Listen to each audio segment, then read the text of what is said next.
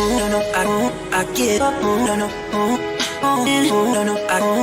man! Welcome to the show. How are you? Really excited as a parent and as a person of color to have our guest today. Hey, what's up, everybody? Hey guys, what's up? It's Irfan. I'm really excited to have our next guest with us today. His name is Solade Rowe. Did I say that correctly? Solade like holiday. So you could just imagine the entertainment that I've gotten over the years. So yeah. Solade like holiday.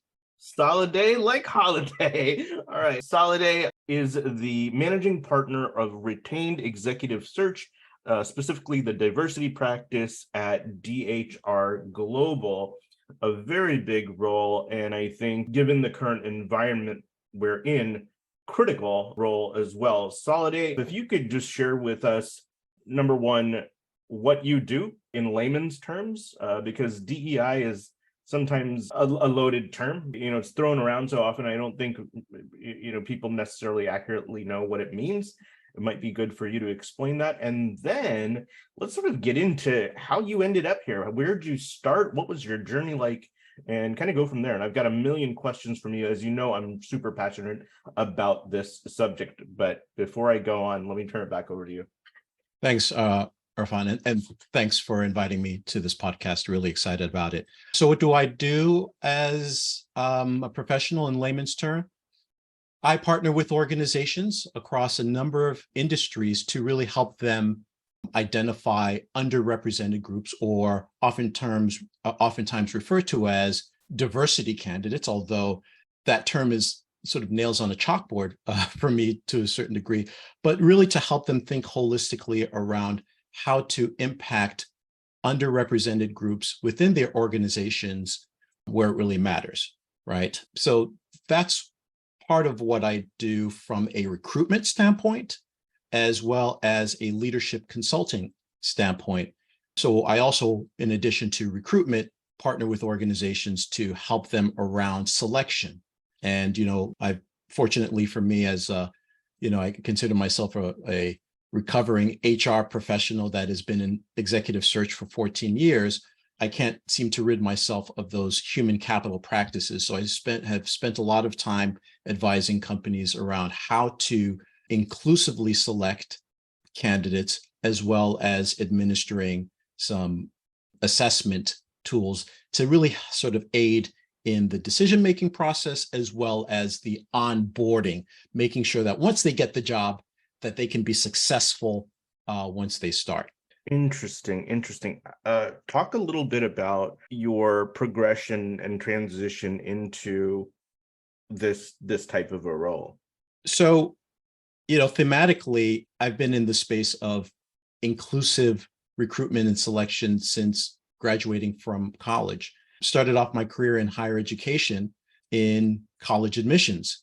And I had a focus on not only a regional focus from my alma mater, Utica University. It was Utica College of Syracuse University at the time, focused on bringing in students who were both financially and academically disadvantaged, right? Because there was lots of data and pathways by which, that essentially students who are financially disadvantaged should have a pathway to gaining access to higher education. So I had that accountability for that as my first job out of school.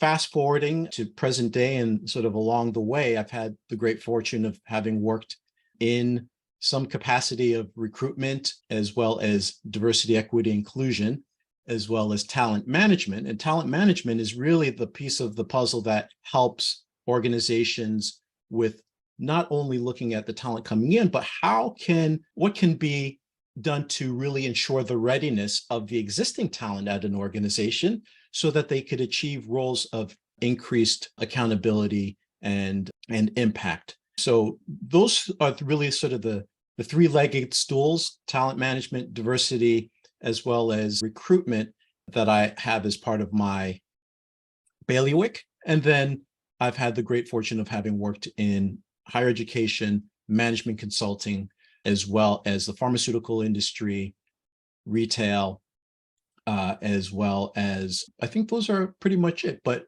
suffice to say, having worked across multiple industries and then multiple functional areas within. So I'm a jack of all trade, master of nothing, but really excited about the work that I've had the opportunity to do from a corporate standpoint, and then taking that into an advisory capacity in executive search as well as leadership consulting. I'd like to go back to the college admissions work that you did and talk about that for just a moment. Let me share with you my own story with respect to that and get your thoughts on it. So at Roosterly, we've got about 46, 47 employees full-time, and we used to have a internship program, okay? And there's a local organization, I can't remember the name of it, something stars like, but essentially what they do is they match up students that are in college that are of color, minority backgrounds, and they match them up with internships. Okay. And I had some interns from that organization, and I'd also had interns outside of that organization. And in both cases, so we had minority internships and non-minority internships, and some of them were absolutely incredible, brilliant, self-starters, understood and excelled very well at any task they were given. Okay, now here's where it gets interesting. We had a few minority interns that were not well equipped for an internship role. They weren't well equipped to work for a full-time job in a corporate setting. And the reason why, and I learned more about this, was because the environments that they grew up in were not conducive to how you comport yourself at a work setting, right? Let me further explain. So we would have interns whose parents were vice presidents at XYZ organization, or they were sales leaders here, or whatever they were. Their dinner table conversations with their kids are different. How they spend time with their kids are different. What they talk about, the challenges they face, the things that are important to them on a day-to-day basis, their communication styles, all of those things were very different. So some of these candidates that were non-minorities that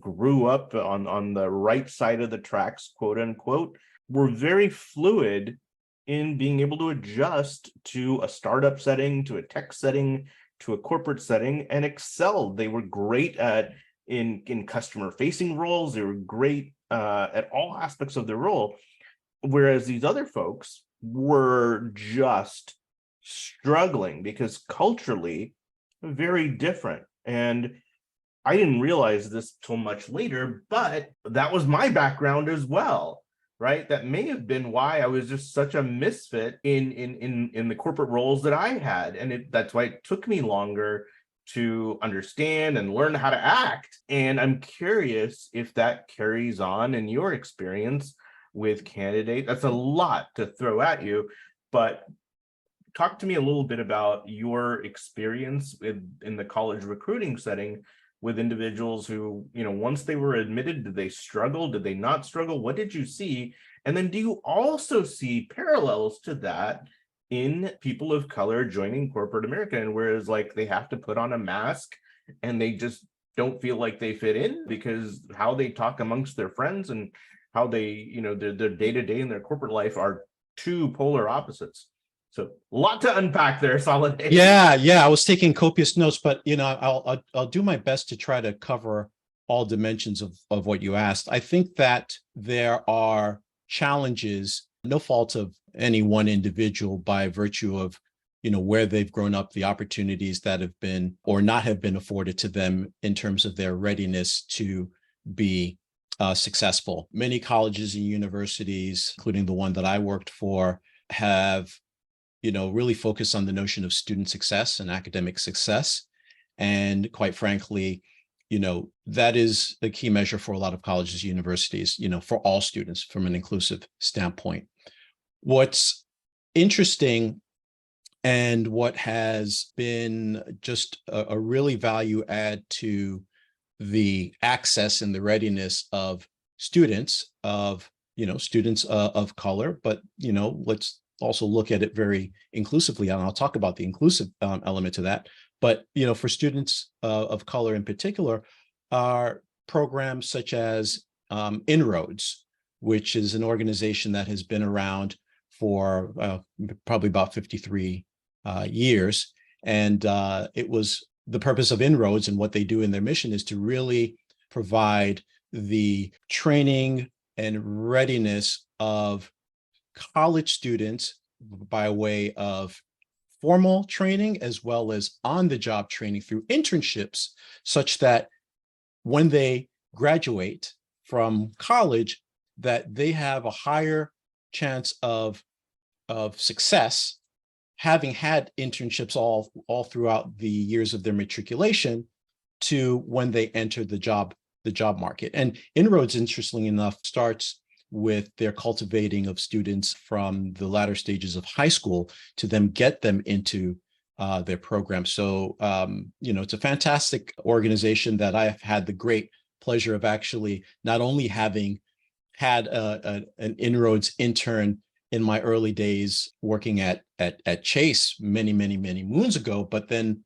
over the past year and a half, having filled 5 or 6 roles for them as a client.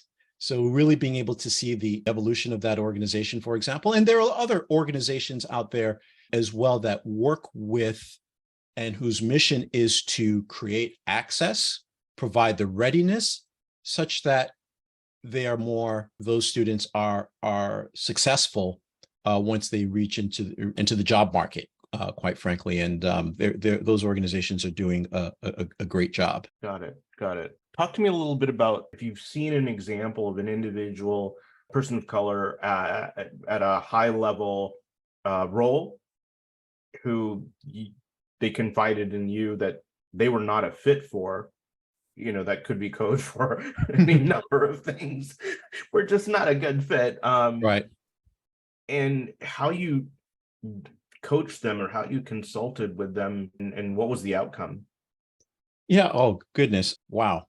I have spoken to many professionals over the course of the years that I've been in this space and have seen the evolution. So as I think out loud here, I have seen countless examples of instances where I have coached professionals who weren't necessarily a good fit for a given organization and have really sort of dialed into the things that matter to them from a value standpoint, as well as, where it is they perceive that they would be successful. Where is the greatest likelihood that there's going to be enough stuff at a given organization by which they wouldn't necessarily need to leave, but can really sort of cultivate a career. And those are typically the conversations that I like to have, because,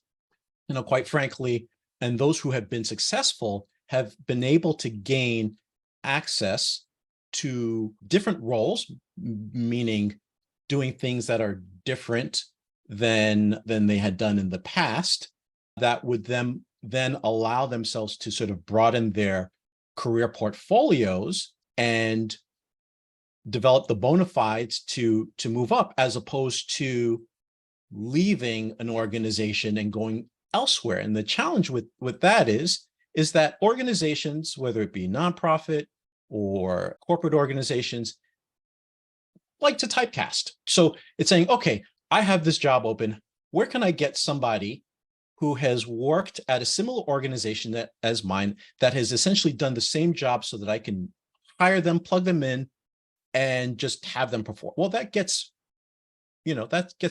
boring for a little bit of a while, if they in fact make that change. So really where I've seen the greatest level of success is those who have really spent time working internally within the organization to seek opportunities to broaden their career portfolio in ways that they were not likely being able to achieve in a short-term basis elsewhere, but really working their networks where it is that they work, working with mentors, and just doing their best to cultivate where they're. Now, by no means am I saying for you to move up, you have to stay where it is that you are, where you are. By no means, but I think there's an inherent value or perceived value where if somebody has had a level of progression within an organization and they've been afforded the opportunity to do some different things, the perception is this would be, oh, wow, they believed in this person to do this work. Look at their body of work. That is really what I've seen proven to be a critical factor in the ability to grow and develop one's career. That's an important distinction and an important nuance to highlight. Thank you for making that point. Super helpful. I've spoken with people who've said that they will get requests from companies. These are big companies that are household names that'll say, hey, I need a Black woman to work as my chief of diversity. Can you find one today? Or, that's the persona that's in demand right now.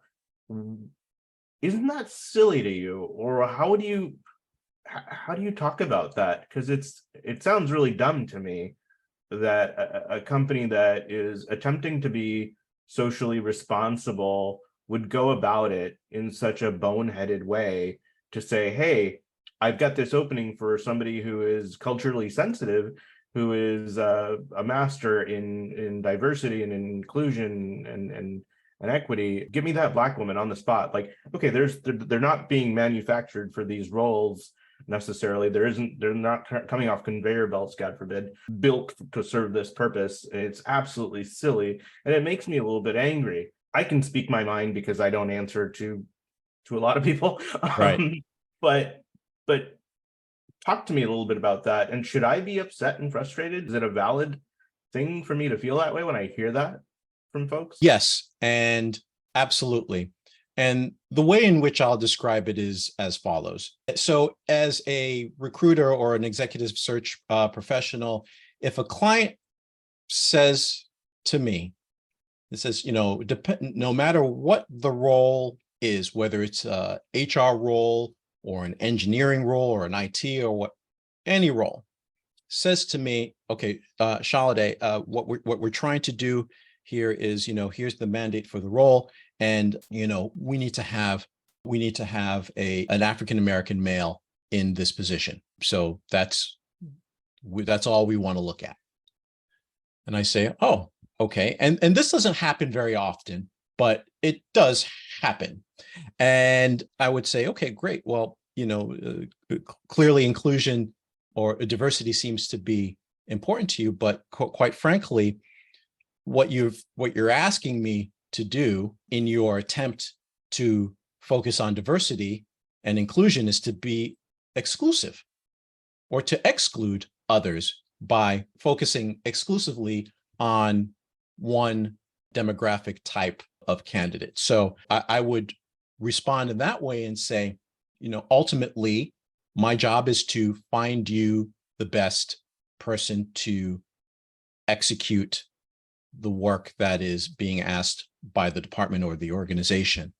And in doing so, I will provide to you an inclusive grouping of candidates that meet measure, and the access that I have to communities of color is very strong, and I will work my darndest to tap into those networks such that it would increase the likelihood that you would have the representation that you're looking for. So, and those conversations have gone well, and at no point have I ever been told that I need to focus on any one group following that conversation. And if that opportunity or that situation ever was before me, I would say thanks, but no thanks. Find another search firm to work on your engagement.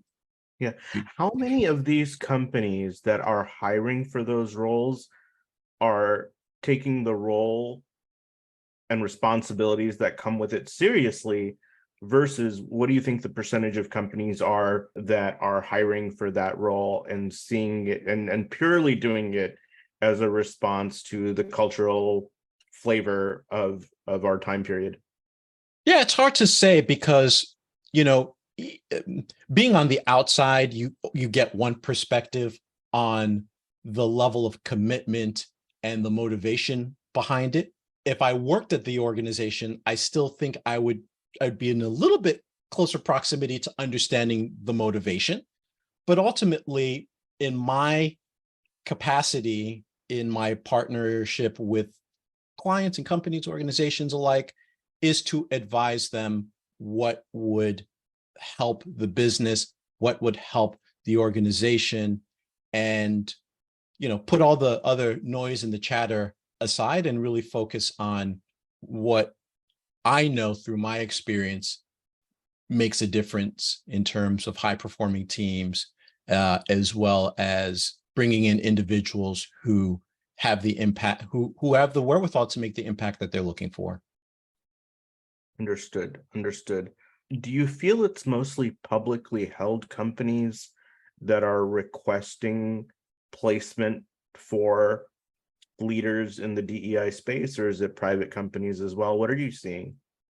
So when you say in the DEI space, are you talking more sort of those who DEI professionals, or is it more? Yes. My apologies. That's Yeah, what I have seen. Pressing the rewind button to 2020 can say that there are. We saw all organizations doing it, publicly traded companies, just everybody was really focused on upping their diversity representation game following the murder of George Floyd. I don't know that, before, sort of leading up to or pre 2020, there was any sort of tilt through any sort of unbalanced focused by publicly traded companies on hiring diversity professionals over the others. But what I do know is that over the span of time that I've been in the diversity, equity, and inclusion space, is that the company's focus and organizations' focus tend to be on what I call the 5-year business cycle, very cyclical in terms of their focus, in terms of their commitment, and so on. So, unfortunately, and this is not to be, coy or cynical, is that, through the latter stages of 2020, as companies started hiring chief diversity officers and, other resources towards diversity within the organizations, I said, oh, well, let me go grab my popcorn. I know how this movie is going to end. Right. And so we're seeing, and I'm seeing and have seen over the course of the past, year or so, sort of this declining focus on organizations' commitment to diversity, equity, and inclusion. And, by no means is, if said company no longer has a chief diversity officer, then that's the end of it. And I think that could be misconstrued. I think what is probably a better measure is that, when is the sort of the holistic approach, if said company is laying off individuals who are really the impact makers, either through the mid-management level positions, leaders, those even who are not HR professionals, who are part of, employee resource groups and things like that. I mean, that's really where in my opinion, having worked at a number of, corporations, that's where the action happens. So again, so I think, when there are a lot of indicators that are essentially out there, where you can kind of get a gauge around a company's commitment to diversity, equity, and inclusion. if a chief diversity officer steps down and is not replaced, or is like, that's one data point, but there are other data points too that would demonstrate a commitment. And I'll just share one KPI that is not oftentimes talked about, and this is really for some of the larger corporations, is around their supplier diversity programs. How much were they spending before? How much are they spending now? Right? And that is sort of one indicator to sort of looking at commitment. There are a few others, but I'll just share that one. When you say supplier diversity, that means they're vendors? Vendors, yeah, essentially choosing vendors for services or for product that, and this is in partnership with companies that are certified by the National Minority Supplier Diversity organizations, that the company that hires and uses the services, or the companies that provide products, amass their diversity spend. And that's something that a lot of major corporations track.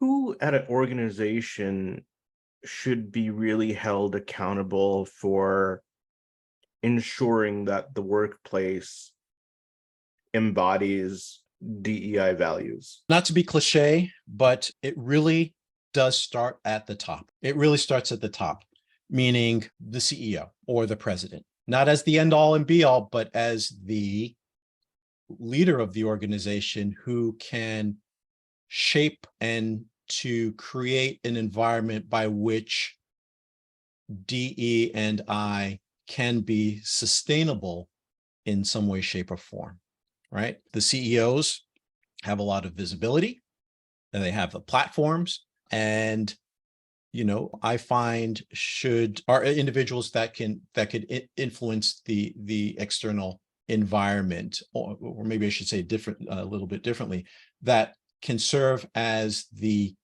communicator to the organization's commitment to diversity. And I think what tends to be most impactful when it's in their own words, as opposed to something that's scripted. So I think that's one part of it. And then the other part of it, in terms of an accountability standpoint, is really, ensuring that those who are in the capacity to hire, who are really accountable for talent in a lot of ways, I think, so that could be a chief talent officer, that could be, again, depending on the organizational structure. I think that those who are most accountable for the hiring, as well as the cultivating, as well as the promotion of the internal talent, I think those individuals, and it's not just one, but those individuals can play an integral role in terms of a sustainable diversity, equity, and inclusion commitment, if you will. Do you think that there are certain industries that lend themselves to a better work environment for minorities and people of color versus other industries? Hard to say. I think there are examples across industries that do a good job. I think those that are front facing to the consumer tend to do a little bit better, because it really behooves them from a bottom line standpoint, right? But I wouldn't say that any one industry by and large does a better job than others. I think, when I look across the board, there are marquee organizations across various industries that do a phenomenal job in their commitment and their outcomes to diversity, equity, inclusion. Mm-hmm. So I work in the tech sector. I worked in Southern California. I've got friends in Silicon Valley that are people of color that work in the tech space. And that's been a unique experience for them based on the stories that they've shared with me. Let me explain. The tech space prides itself on being an egalitarian place to work. Your advancement is predicated on the quality of your work. Okay. That said, you've got very few Black engineers that advance. And it's almost this sort of unstated corporate culture, boys club, if that's what you want to call it, where they either feel they don't fit in, they feel awkward at the networking events or whatever's going on, and whereas the tech space says no, we're all equal. We espouse these values, and I don't want to get into the politics of it. What do you feel about that? Well, yeah, there is a lack of certain groups within the engineering, for example. And, I think that just by virtue of, say, if we talk about software engineers in the tech industry, being in an environment that is welcoming and conducive to sort of being in the profession, thriving in the profession, and staying in the profession could be a challenge for a woman of color. In fact, I have partnered with some early stage companies, tech companies, that were really wanting to do a good job rather, on retaining, in particular, not only Black talent, but then also women talent across the board, with an emphasis on African American in particular. And what was interesting is that there was a lot of attrition amongst the groups that they were seeking to retain, to not only within the organization, but just deciding that thereafter that there was no interest in working in the tech industry, for example. And there are organizations out there who are really committed to not only creating the access as well as the readiness for individuals who are underrepresented in, say, the tech industry. Actually, one of my former clients is an organization called CARAT, KARAT, and I actually did a search that brought in the leader for one of their technology products called Brilliant Black Minds. And essentially what CARAT does is their mission is to really help create this sort of connective linkages for talent coming out of the colleges, universities, through their proprietary solution that really helps to meet the requirements and rigors of what it takes to become a software engineer. And their primary focus is on the software engineers. And they do have a program, a solution that is specific, called Brilliant Black Minds, which I think is a brilliant, no pun intended, idea in terms of really looking to create some critical mass of underrepresented groups within the tech industry. And once you start to build that critical mass and you start working with others that look like you and those who you could relate to, hopefully that then creates an increased likelihood of greater retention, greater career progression, as software engineers or software engineer or tech leaders in the industry. So, that's, just one highlight around. And there are lots of other small organizations, large organizations, for-profit, nonprofit, that are doing some really amazing things in that space to really help break down the barrier and to create greater access. And I know you've heard me mention the word access quite a bit, something that I'm very passionate about, but I think it really makes an impact on representation and the likelihood that those who you seek to retain and seek to attract will be attracted, and those who you seek to retain will be retained.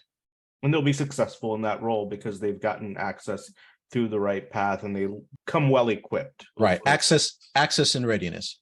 Right. As a candidate who hasn't had access in the ways that you've described, what can the minority candidate, what can the person of color who's looking for a role do to ensure that they land at a company where they'll be accepted with warmth so that they can fulfill their role without having their brain, thinking about all this extra junk that they've got to deal with to be able to do their job at a basic level? Yeah. Well, I would say that for anyone seeking a new opportunity, or anyone committing to a new opportunity, there could be what I refer to as tissue rejection, right? When you try to transplant one organ into another, say human being or what have you, sometimes it doesn't work. And so I think, so to answer your question, so let me answer it macro and then I'll get into the micro. So I think there's a lot of it that has to do with candidates really having a focus around, one, right job, right opportunity that they would be motivated to do, and that they could increase the likelihood that they could bring the grit that enables them to be successful. And then really spending time to just understand, help them understand what the underlying values are. Is this a place that I'm going to have a higher threshold of dealing with the type of stuff that everybody kind of deals with at work? There has to be that there. So I think for underrepresented groups, minorities, diverse individuals, it's no different for them. And I think it would be incumbent upon them to really kind of get a sense of understanding the career trajectory, the career successes of others who have gone ahead of them, whether it's in a similar functional area or in other parts of the organization, to really kind of see what's the likelihood that they who's considered a position at a particular company might be successful. And then, what resources might there be internally such that I can have someone or a few individuals that they could go to help cultivate their career while they're there. And so if those resources are available to them to increase their career success, I think that could mitigate the perceived risk that fundamentally exists when one considers a job, whether, despite where you might be in your career or what it is you're seeking to do at said organization. Is there a book that you have read that has had an impact on your life that you would recommend to others? Absolutely. There is a book. It's called Range. And I will go into my notes around the name of the author. I just can't retrieve it from my brain right now. But essentially, concept of range is that it talks about the underlying value of having a broad set of skills, or how a range of experiences can be additive to an organization or additive to your impact and career growth, right? It really I think that sometimes, and this happens a lot, within colleges or universities, right? You have to major in something, and what are you going to do in that majors, right? So to overly specialize on something. And I think that what I really appreciated about Range is that, and it cites a lot of different examples from, Tiger Woods, who very early on learned that he had this talent to play golf, and he was over specialized very early, and things turned out well for him. But on the flip side, there were several examples ranging from athletes to those in artists, public, everyday people within business and industry, and so on and so forth, that where you showed sort of the value, or what was explained was the underlying value of somebody who was able to develop areas of different domains in their sort of development, and how that diversity of experiences, right? So it was a book about it wasn't a book about diversity, but what they were saying was the acquisition of diverse skills and not overly specializing has an inherent value to organizations. So that one book that I had a great appreciation. Last question. You've been a Roosterly client for, I think, over a year. Why would you recommend us? What do you like about working with us? What is the value that we provide you? Visibility. I have discovered, I've known this about me for quite some time, is that I'm very inward. And, and so I tend not to self-promote. That's just me. And I need to really sort of overcome that. And I think Roosterly has helped facilitate the ability to to have my name out there and share a perspective on what it is I think through the various articles in the topics or industries that have a focus on or am intrigued with. So it really has helped with that. And by virtue, individuals have been seeking me out just to be connected, and that are really sort of like what I would refer to as like the third tier connectors, right? So individuals who I'm not connected with currently, or have a mutual connection with, but these are individuals who are, the third tier LinkedIn profiles, to be more specific, that Great. I've been able to connect with. So it's been intriguing. It's been really intriguing and helpful to kind of get my name out there. Excellent. All right. Well, listen, Solade, it is always a pleasure to chat with you. I thank you very much for joining us and sharing your thoughts on DEI and how individuals can navigate a career that they'll be happy with, and also how companies can do a better job of making their work environments more accepting of people of different backgrounds. So thanks so much. I hope the audience found this helpful. If folks want to connect with you, what is the best way to reach out to you? Best way is LinkedIn. I'm fortunate enough I'm pretty sure that I'm the only one in the world that has my first name and last name together. So you put those two in quotes, you'll find me. SOLADE ROWE, and chances are you will find me. All right, awesome. Thank you so much, Solade. Have a great rest of your day. We'll talk soon. Thank you.